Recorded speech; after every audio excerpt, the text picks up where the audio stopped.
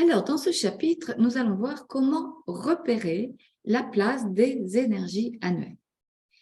En effet, avant de travailler sur ces énergies annuelles, il est essentiel de connaître leur emplacement dans notre espace de vie ou de travail.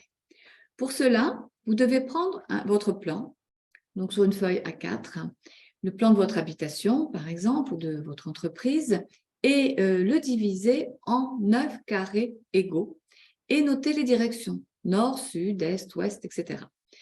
Si votre plan est carré, c'est simple. Si votre plan est rectangulaire, eh bien les cases vont être adaptées à la forme rectangulaire de votre plan. Si par contre le plan de votre habitation n'a pas une forme régulière, je vous invite à regarder la vidéo grâce au lien que je vous transmets ci-dessous.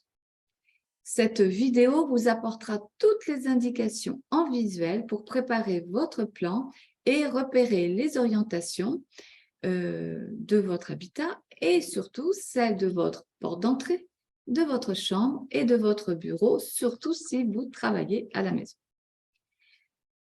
Alors, il faut savoir qu'une étoile annuelle sera plus active si la porte d'entrée ou bien la chambre à coucher ou bien votre bureau, votre espace de travail sont situés dans le secteur de cette étoile.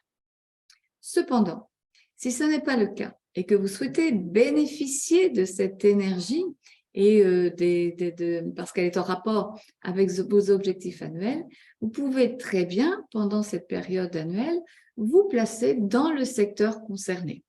Alors, si vous ne pouvez pas y placer votre bureau, vous pouvez essayer d'y aller le plus souvent possible en pensant à vos objectifs.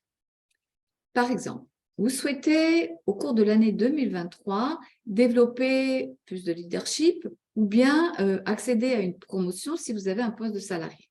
Dans ce cas, vous pouvez placer votre bureau dans le secteur ouest de votre maison ou dans le secteur ouest d'une de vos pièces à vivre.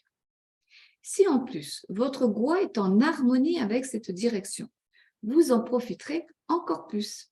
Sinon, si votre GUA n'est pas en harmonie avec cette direction, le bénéfice sera plus faible, plus lent, mais cela fonctionnera quand même. À la fin de la vidéo pour établir votre plan, vous avez aussi un tableau pour repérer votre GUA, celui de vos enfants et aussi celui de votre mari. Alors, souvent, vous pouvez lire ou entendre qu'il est conseillé de mettre des objets ou des gris-gris pour atténuer ou renforcer l'effet d'une étoile. C'est pourquoi je propose, je vous présente quelques conseils justement afin d'harmoniser ces énergies. Cependant, il est important de rappeler que ce n'est pas l'objet qui va faire le travail, c'est l'intention que vous souhaitez placer cette année dans les secteurs concernés. Si vous souhaitez placer quelques objets à des endroits particuliers, c'est une bonne idée s'ils portent du sens et s'ils symbolisent ce que vous souhaitez. Sinon, cela consiste à reporter vos propres responsabilités à une force extérieure qui ne deviendra finalement que ce que vous en ferez. Alors, une fois que votre plan est prêt, eh bien, je vous propose de nous retrouver après ces explications. Oh putain, c'est pas prêt.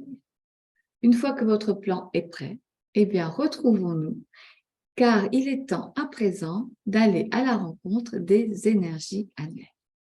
Ces énergies volantes sont en place depuis le 4 février 2023 et seront valables jusqu'au 3 février 2024, selon le calendrier solaire chinois.